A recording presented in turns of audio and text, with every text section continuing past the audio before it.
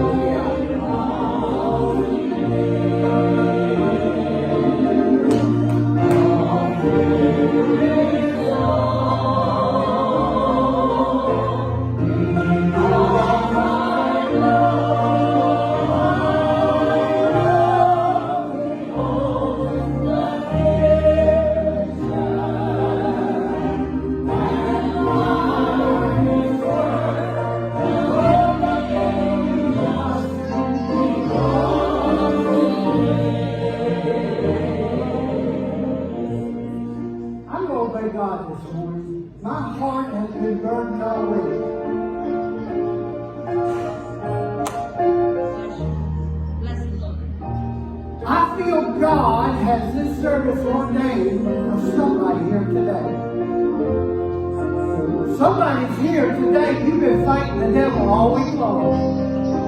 Somebody's here today and your worth that you feel about yourself is gone. But all during this week as I pray, God has been renewing my heart and talking about if folks will love on me, I'm going to bless them in a way like they've never seen before. Maybe you've got something you need God to touch this week. Maybe you've got something you need God to intervene today in your life. I don't know what it is, but I know this. God is sitting on go. He's sitting on go, waiting on us. Now I know when you come to church this morning, probably most of the women you saw with your hairbrush and a curling iron, and the kids were afraid to get close to you because they might get hit with a brush thrown across the room. I don't know, maybe your clothes didn't look right. You couldn't find the shoes you want. Or you could be like me one Sunday. I got up here and had a brown and a black sock on. I mean, your life could be in a mess from this morning. But I know this. The devil wants all that to happen, so you won't praise God. I fight him all week. I'm not going to fight him while I'm in church. Come on. I'm going to praise God while here. Oh, because He lives. Thank you, Lord. I can face tomorrow. Oh, because I love you, Lord. Oh, the Lord.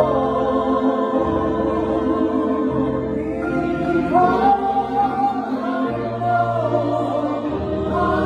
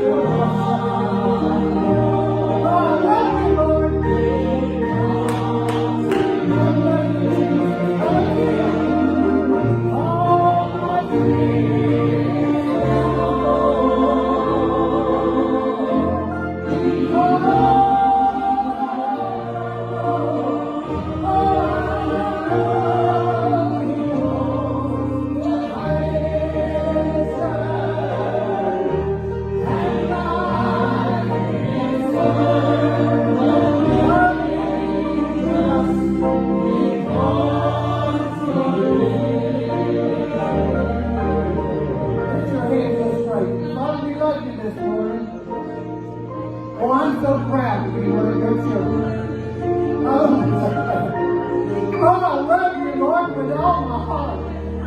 I claim victory in this. I claim victory in this house this morning. I know that the devils of hell are oppressing the spirit that's here, but I claim, in the name of Jesus, I claim victory over every heart and every life, God. I pray right now you're going to touch in a way that's going to blow our minds. Lord, that when we leave to go home, we're going to feel the Spirit walking with us when we go home. Lord, we need you right now. We need you right now, God, in the name of Jesus. We need you right now, in the name of Jesus. Turn with me your Bible to the book of John, chapter 4. Book of John, chapter 4. Let me just share with you in case it's your first Sunday back. We're not passing the offering plate. We have one here, one on each side, and one back at the sound booth to make it convenient for you to give your tithe and offering coming in or going out. That way there's no contact being spread around. Also, today after church, today being designated as Ladies' Day.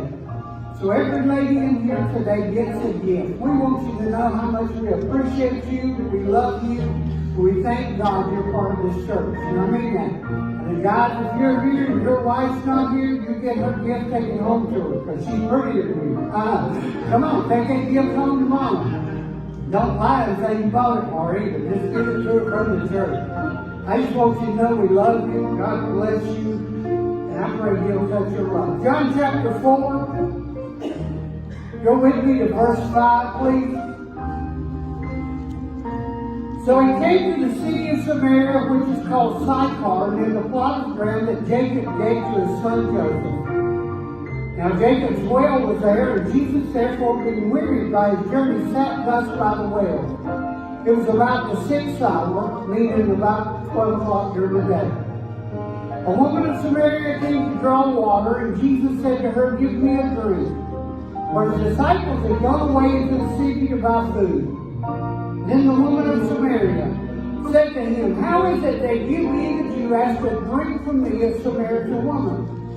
For Jews have no dealings with Samaritans." Jesus answered and said to her, "If you need the gift of God, who it is who says to you, 'Give me a drink,' you would have asked him, and he would have given you living water." Go to verse 13.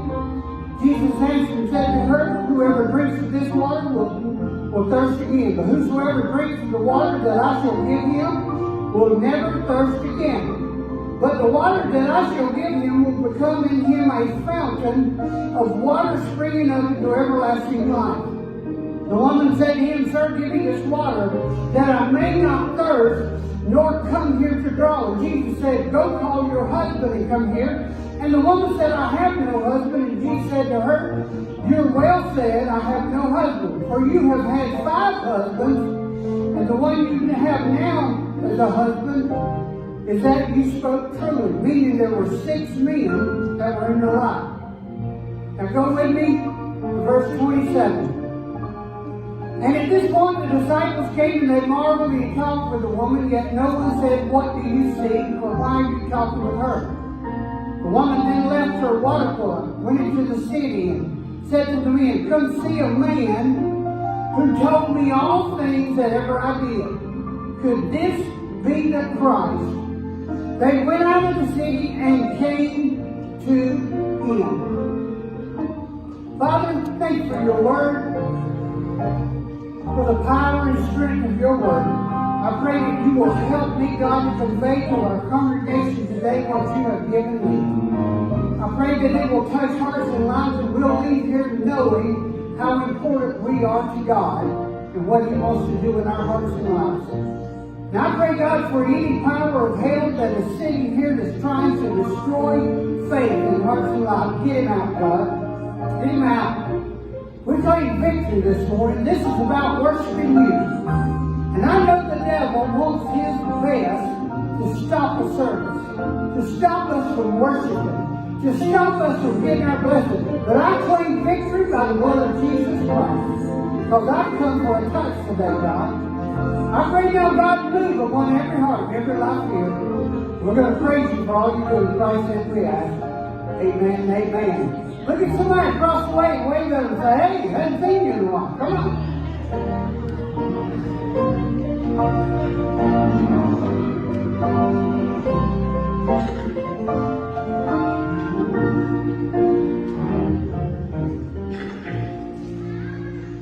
A little over a year ago, if my numbers were right, probably about a year and a half ago, I preached a message on the Samaritan woman.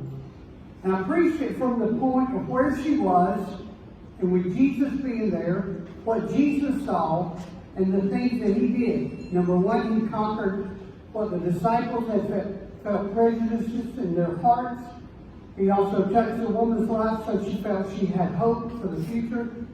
But I didn't talk about it from the woman's side. And this is what God has given me today. Here's a question I would ask you. How important are you to God? How important to you to God? Or you feel you're important to God this morning? Now I know this is Lady Day, and some of these will be directly pointed at the ladies today because I want to share with you what God has given me about your life.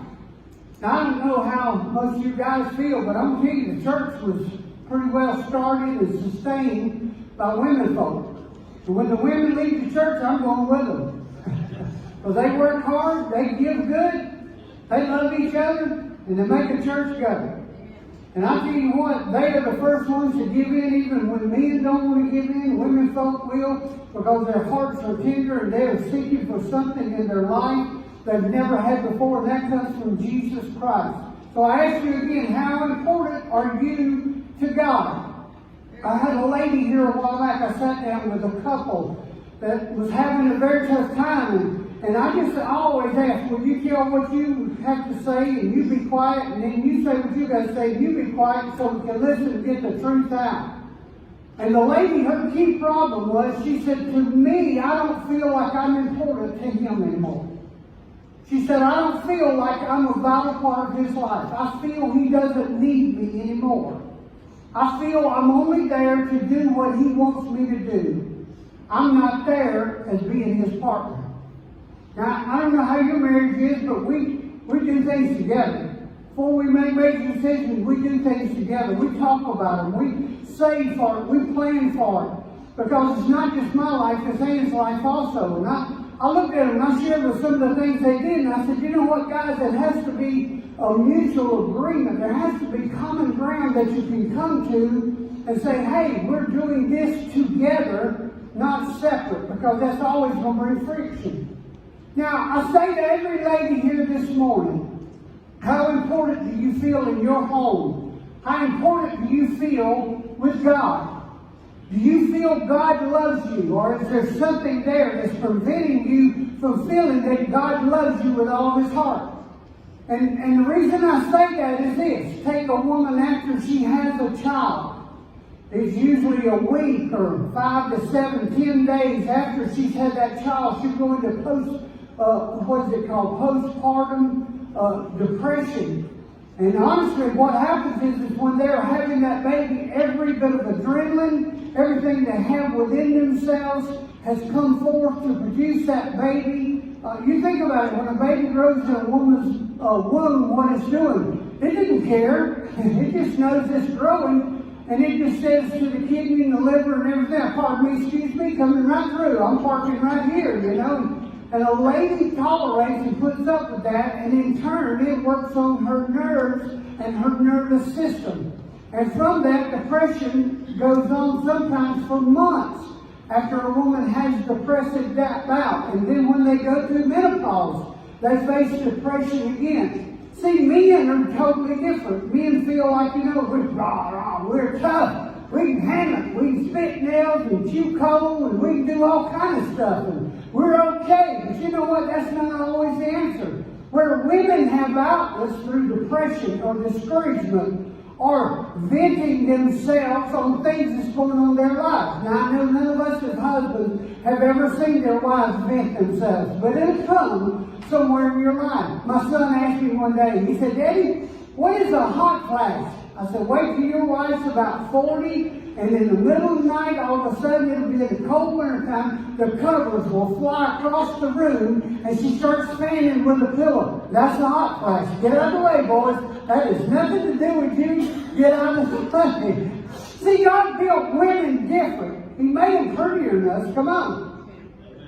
You being better say amen. I'm telling you what's true. I'm going to worry about you.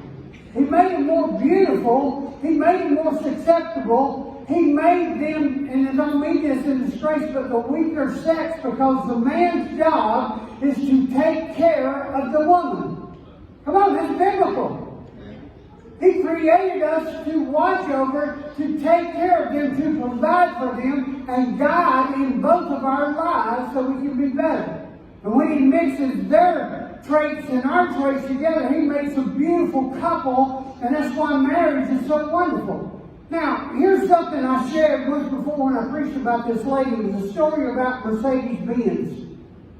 Mercedes-Benz showed one of their cars run into a concrete wall. It showed how their design was able to absorb the shock more than any other car. They were asked, why didn't you patent this engineering? And here's the answer. He said, every other car maker has copied our plans. But the answer is, some things are just too important not to share. And what they're saying is, it doesn't matter if it is special, we're the only ones to have it. We want to share it because lives are important. Now, here's the thing with God. When God realized in making the man and woman, He realized there are important things that are incorporated into a woman and important things that are incorporated into a man. And when you form a couple of a man and a woman, it brings a balance in our life because of what she contributes and you contribute, and it makes us better. Now, do you believe that Jesus Christ is so important that we need to share Him? I think we do. You know, one of the greatest tools of the church is not the pastor or the leaders of the church. The greatest tool in the church is the people who are in the church, because what happens is, as you go out and you mingle with your friends and your loved ones and people on your job, if you've been touched by God and you've been blessed in church, then you bring it up in front of others and it'll make them hungry to come to church, and they'll want to be with you in church. Why? Because in your heart you have made the thing so important about serving God that it reflects on the other hearts and lives that are around you. Now, we call that evangelism, because what you're doing is you're sharing the gospel from yourself. I talked to a lady the other day and invited her to church. She was in the store. When I did, she said, oh, you just did that because you're the preacher. I said, no, ma'am, I did that because I love the Lord. How many of us love the Lord this morning? If we love the Lord and He's done wonderful things in our lives, then we all have something to brag about of what Jesus has done, how He's changed or moved or directed our lives in the way we need to go to make us better for Him. We are His hands and His feet. We're the ones He's directing to go out and to win the lost for Jesus Christ. Now, how many ways has the gospel been shared? Here's some I listed. TV, radio, by ministers, by evangelists, by laymen, by people who just got saved, by people who are excited about the fact of what Christ brought into their life. What happens when Christ comes in your life? Christ takes a person who feels they are nothing or worthless, and your life feels like, I feel like I'm headed to hell. And then Christ takes that life, and once He touches you, it's like a rejuvenation in your life. You start feeling better about yourself. You start feeling like I can accomplish something. You start feeling that I can do things different than I've ever done before. Why? Because Christ has come into your life and renewed you and refreshed you and brought joy into your heart and life. Now, ladies, I know you carry burdens that men don't carry. They do. You know what? I've never had one of my grandbabies come up and say, Papa, I got a boo-boo, I need you to kiss it. They'll come in the door and say, where's Nana? Blood might be squirting everywhere. Where's Nana? They want to know where Nana is, because Nana's sugar is better for healing. A woman's sugar is better for healing. I kind of like him and say, come on. If you don't like it, something's wrong with you. You've forgotten about it. But a woman's kiss is a healing kiss. And that's a gift that only comes from God. She will have sympathy with a person around her where we'll say, oh, suck it up, get over it, my Lord. And a woman will say, oh, honey, oh, I know how you feel, baby. Come over here. I went through, don't you listen to him. He's hard. That's a man. Come over here. Us women folks will love you. Now tell me that ain't true. We know that. So if Christ does something in our hearts and lives that renews and refreshes us and makes us want to go share the gospel with others around us, then are we doing the God's job that has been planted in us? Now, it's been known throughout history, women are the greatest evangelists in the church. Women will invite more people to church than a man ever will. Because the man is occupied, I got to make a living, got to have a good job, got to provide for my family. He's driven for that. He's going to work sick as a dog, and a woman is different. Her mind is not just focused on three things. I hate it that a woman can watch TV, chew chewing gum at the same time, put a stent on a baby's arm, and hug another baby at the same time. And a man won't do that. How does a man do? Here's me, okay? We're riding down the road, the telephone rings. I reach over and turn the radio off. Then I look at all the kids going, you need to hush. I'm on the telephone. I can't hear nothing. I see some of y'all grinning. You've done the same thing. You tell a man to go to the refrigerator and get some cheese out of the refrigerator, what do you do? He'll reach and open the door, and he looks like an umpire behind the plate. In baseball, where's it at? He'll go from side to side. He don't see squat. He won't look up and down. He's like an umpire. He's watching the plate. A woman will walk around him, reach right over and pull it off the shelf and say, go sit there. Because God built her with different tools. You didn't put it in here. Right there on top shelf. Come on. Come on. He built her differently. And when she has that capability of reaching out and touching lives, that you may never show that in your life. I remember when we went to Westwood Church God Times Now Word of Life. Had a guy come up to me one time, he said, man, you must be weak. I said, what'd I do? He said, every time you go to the altar, you cry. He said, only women cry in the altar. I said, well, I just know how big a heathen I was. But when I get in God's presence, it makes me remember how big a heathen I was. And it breaks my heart, and I want to be closer to God. Crying's not a sign of weakness. It's a sign of humbleness. Why do women cry more than a man? Why does a woman talk more than a man? A woman says 10,000 words a day, a man says 2,000. He's done more all them out at work. When he gets home, he don't want to talk. You ask him a question, I mean, come on, think about it. He's not ready to talk. He's not ready to play with the children. All he's thinking about, I got to go cut this grass. I got to clear the garbage out. I got to feed the dog. That's the way a man thinks. But a woman is geared to think about more than we do.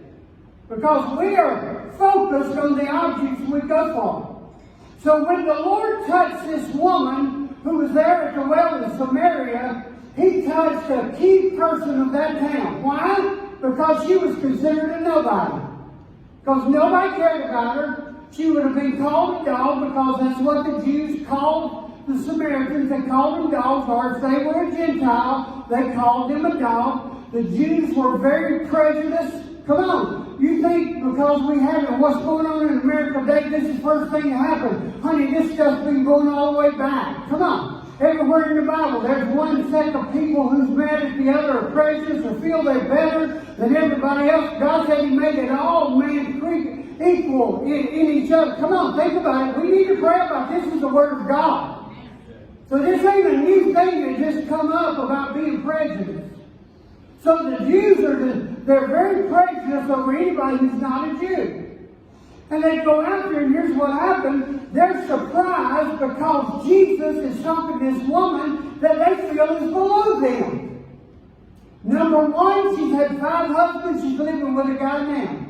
Now, bless her heart, how many kids does she have? And if you study the traits of the country she was in, women over there are physically abused more in that country than almost any other country in the world. She's not allowed to talk in public. She's not allowed to do anything. Their men will literally bust them in the face with their fists because they consider them to be lowlives. Now, I'm not blowing smoke. This is what really happens. So for her to come to the well at 12 o'clock during the day when nobody else is around, she's already been beaten and battered down. Her feelings are already disarrayed. Her mind is feeling, I'm a nobody, I'm nothing. Nobody cares about me. Everybody knows my past. Everybody knows what I used to do or used to be. And now I go to the well, not all, everybody else, all the rest of them when early in the morning, late in the evening. She goes at 12 o'clock in the noon when nobody's there. But to her surprise, there is one named Jesus who is there, who is going to change her life forever. When she walked the street, she held her head down.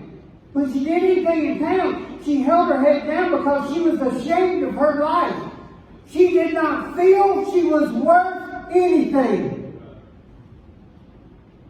Now, over the years of pastoring, if you've never looked in the eyes of a battered woman, it will scare you to death. Go in a house where a woman has been beaten almost to death. Went in a house a while back. The guy beat his wife within an inch of her death. Raped their 2 daughters, one's 8 and one's 6 years old. Beat both of them. You think you got it tough? I'm telling you, this girl, when I talked to her, honest to goodness, she could not hold her head up and look me in the eye. I asked her twice, look at me. I can't do that. I can't. I'm not worthy. That's what they say. I'm not worthy. She's been told so many times she is nothing that she's believing she's nothing. So that's the way I imagine this woman was. To live in that circumstance, she's been beaten many times. She's had children. Lord knows how many she's had over 5 marriages, plus living with a guy.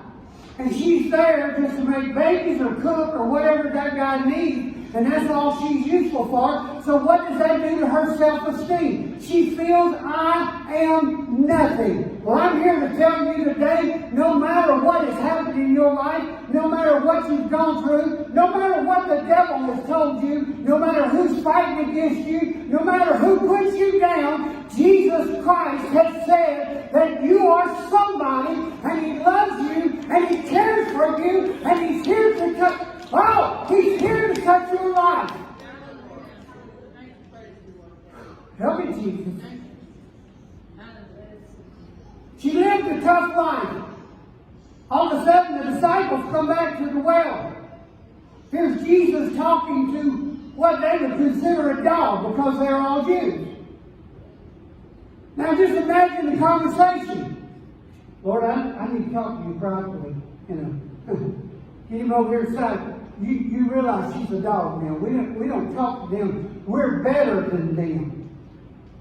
Come on. This is what's being said. We're better than them.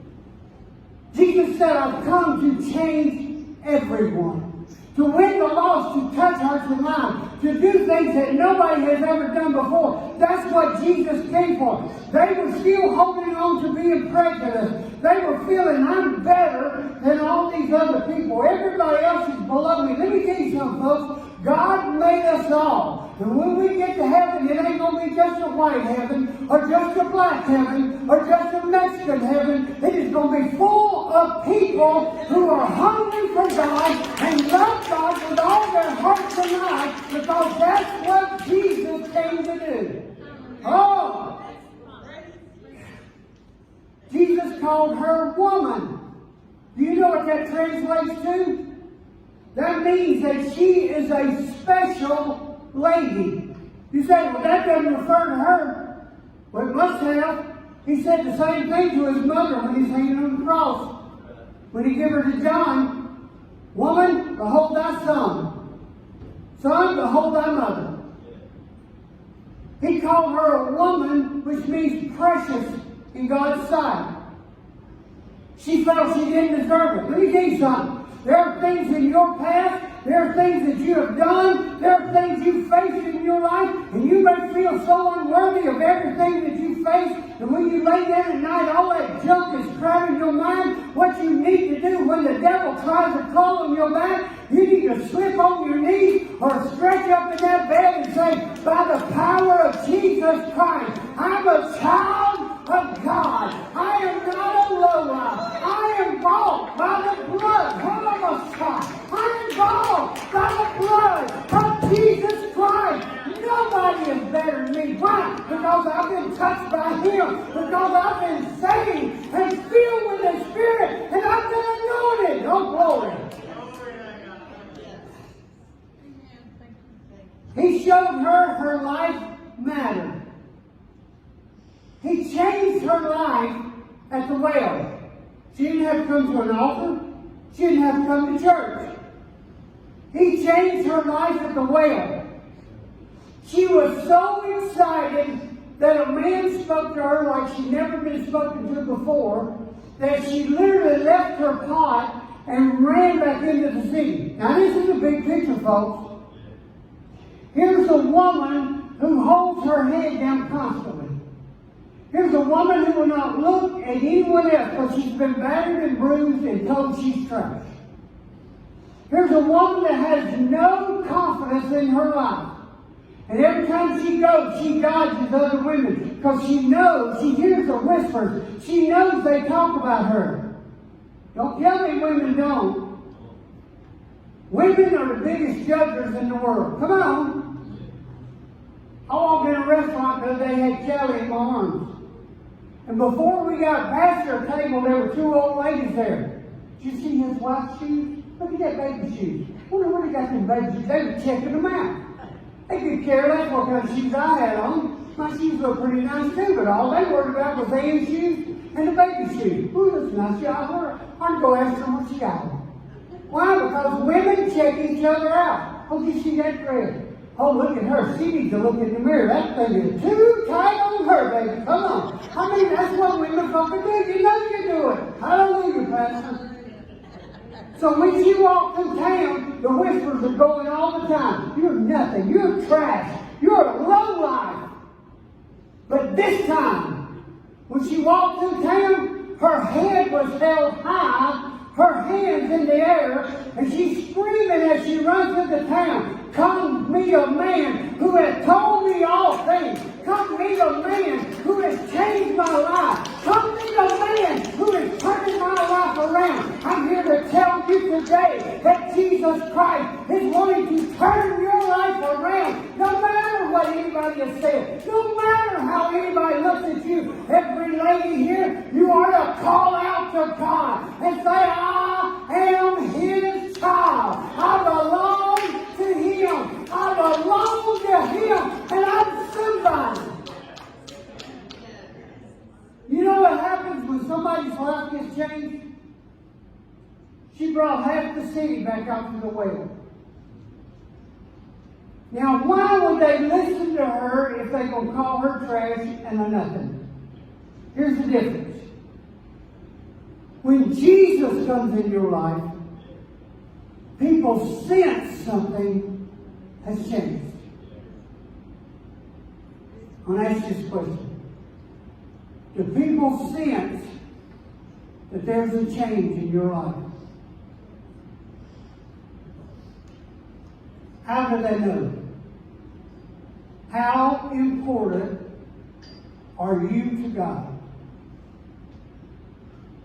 A woman who was once in shame is now proclaiming in front of everyone. Maybe we forget sometimes how truly special we are. I want to read you a true story. First saw this, I posted on Facebook. Facebook sent me a note and said that was too offensive. And too, what was it? It would make people become too conscious to hear this. Nah. They got Chuck Wright this week too, told him he could put the Lord's Prayer on Facebook. So see, he sent out a text to everybody in Fort Worth County. Please post the Lord's Prayer on Facebook. Thousands and thousands of people did it. I did it quite a few times. Hey, it needs to get out. Here's the story they wouldn't let me put on Facebook. The little boy put on his clothes for the cold and then told his father, "I'm ready." His dad was a local pastor. He said, "What are you ready for?" He said, "Dad, it's time to go in to distribute the flyers about our church and tell people how much God loves them."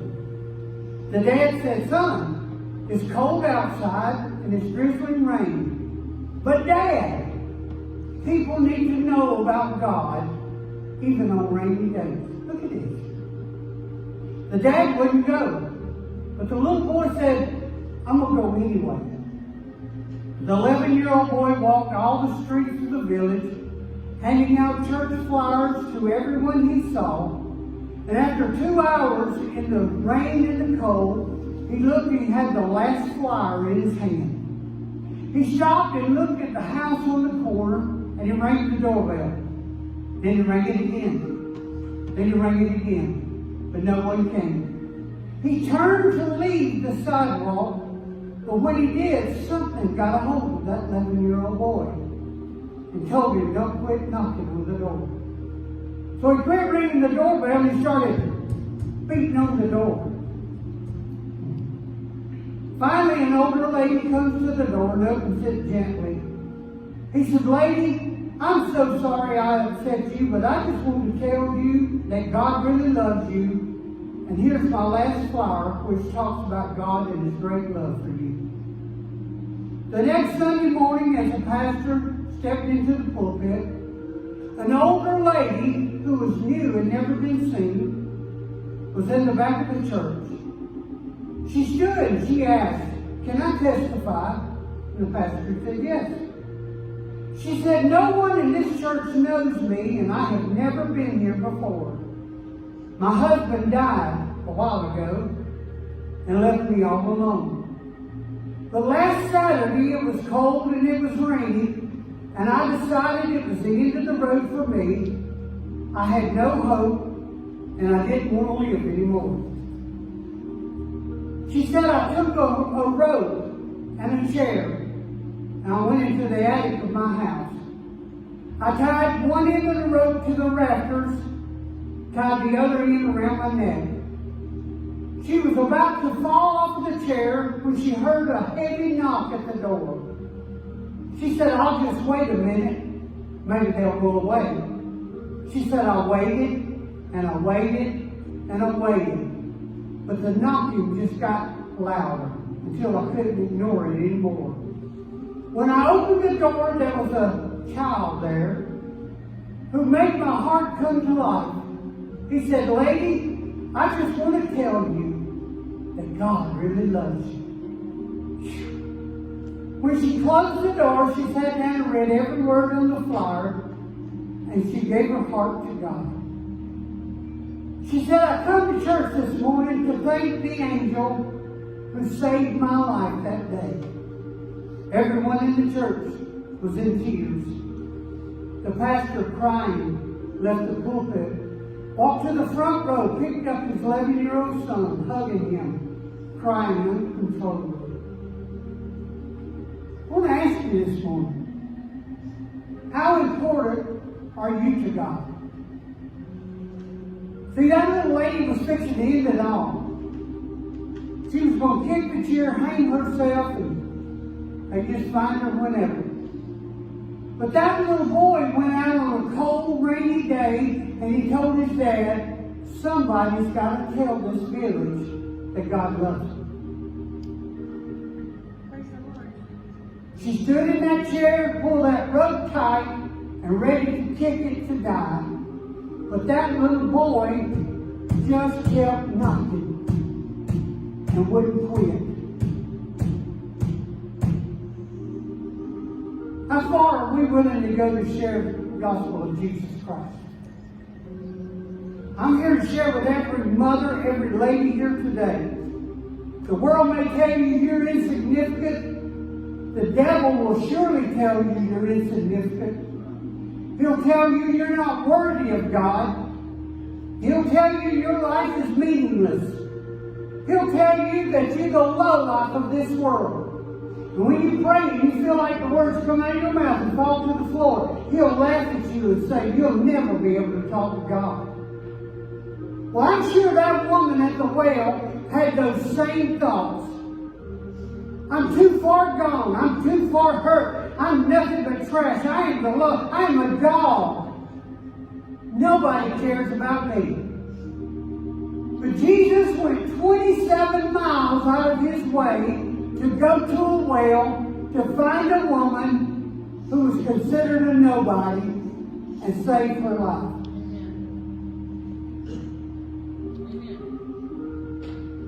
How much more will he do for you? How much more will he do for your home? How much more will he do for your life?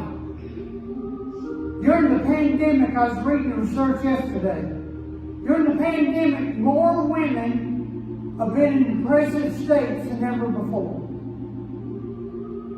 Because when they're alone and they can't go, they think about someone I've lost or a family member. I got a call from a lady that didn't go to this church. And for 8 weeks, all she's thought about is her baby she lost 20 years ago. She said, I am dying. I am dying. I have no reason to live. She said, I have no reason to hope. And I began to pray. See, God knows how to put us with the right people at the right time. But we got to listen and be ready. We got to be ready to follow that call. Because somebody may need you now. Melissa, who would Stephanie go to if she didn't have you? Because you're her best buddy. Been that way for a long time. I didn't realize it, but when Melissa was only 13, and I passed her at O'Neill, her friend Stephanie came to O'Neill, and Stephanie brought her to church. She said, I know you. I said, where do you know me? I said, I've seen Crazy Man, maybe it's one of them. She said, no, I remember you preaching at O'Neill. See, I had no idea one day I would be her pastor. We don't know what God's trying to do in hearts and minds. But I do know this, while people have been discouraged and depressed and then trying to recover and then unrest in this world, look around what's happening, folks. The devil's doing his job. I'm going to show you a video next Sunday morning to show you what's going on in this world right now. It'll shock you. It's already become legal, things they're doing right now, numbering people in the world to issue them a mark on their body, right hand or forehead. It's happening right now. And see, what the devil wants to do is tell you you're not important. He wants to tell you you're nothing. You're the dog, as they say. That you don't make sense. That your life is worthless. And there's been more women who have killed themselves in the past 10 weeks due to this COVID-19 than ever before.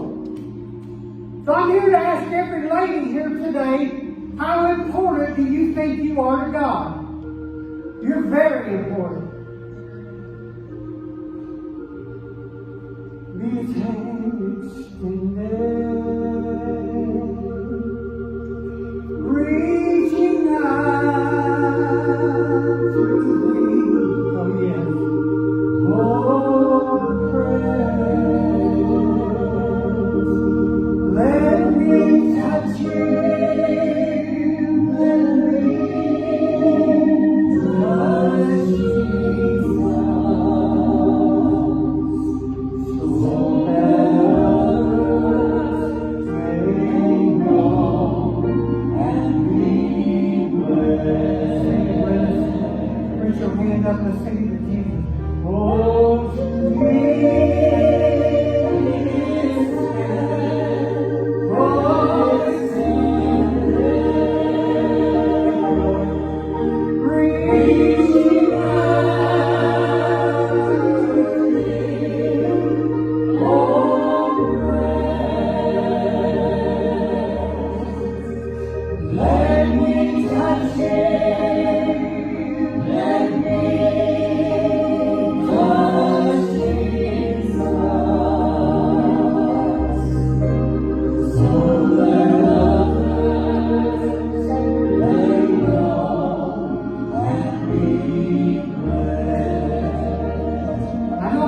saying a lot, but I'm obeying God. I would like for every lady who would to come across this point, space yourself out, get behind the altar, or space yourself out the aisle. But I'd like for every lady to come in here and sing with me.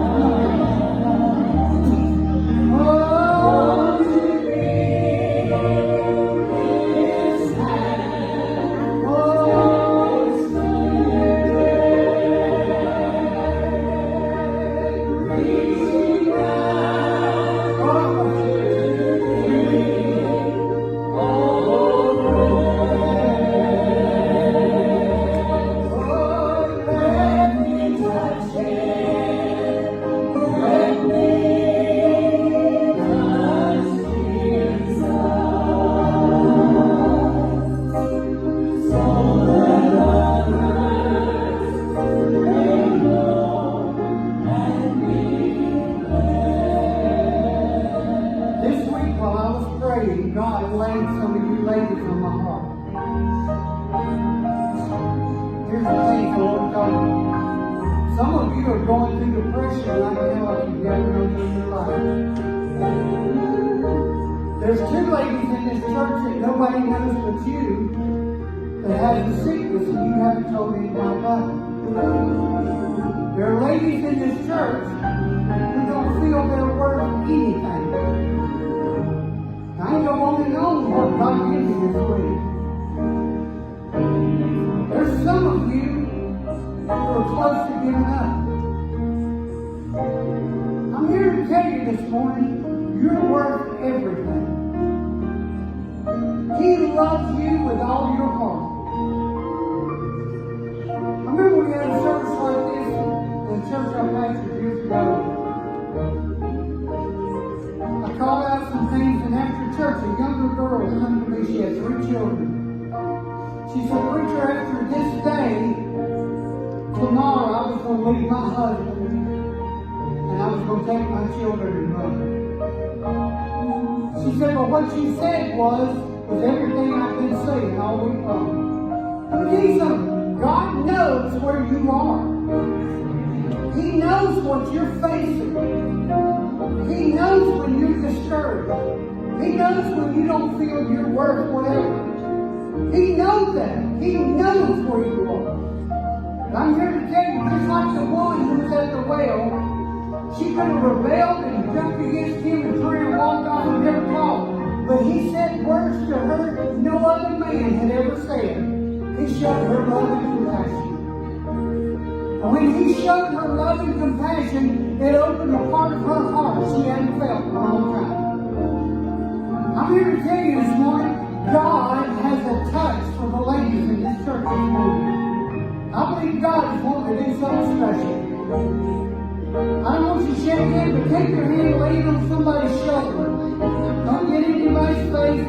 Lay a hand on somebody's shoulder. I want us to pray for each other, because what we're doing, we're drawing a battle line right now with the devil. We're telling him, "You can't take my sister. You can't take my sister who's standing beside me, because I'm standing in the gap for her in the name of Jesus." Come on, guys, pray for me over these ladies. Father, right now, in the name of Jesus Christ, I claim victory in their lives. We rebuke the devourer, not by our power, but by the blood of Jesus. Oh, the blood of Jesus Christ. You got to let go. You cannot have her.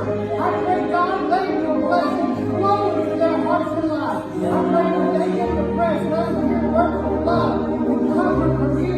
When they're tired and weary, feel they can't go on, I pray, God, pour that peace into their lives. I know there are ladies here who are so discouraged. God, lift them up.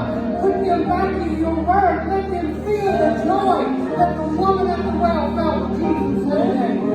Touch every lady here, God. Touch every lady here today. Touch them and guide them.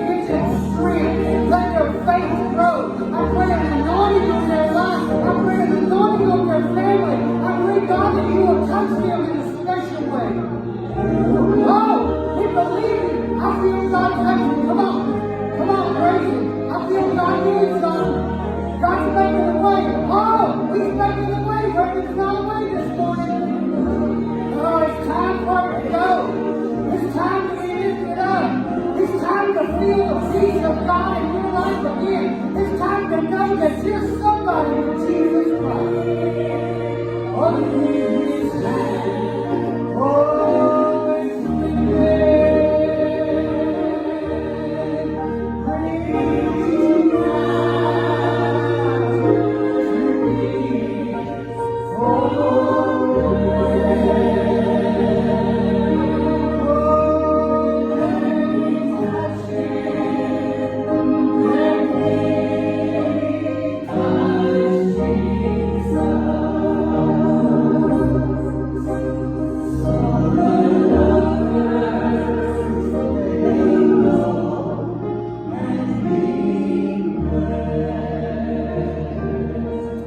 Here's what the Lord shared with my heart this week.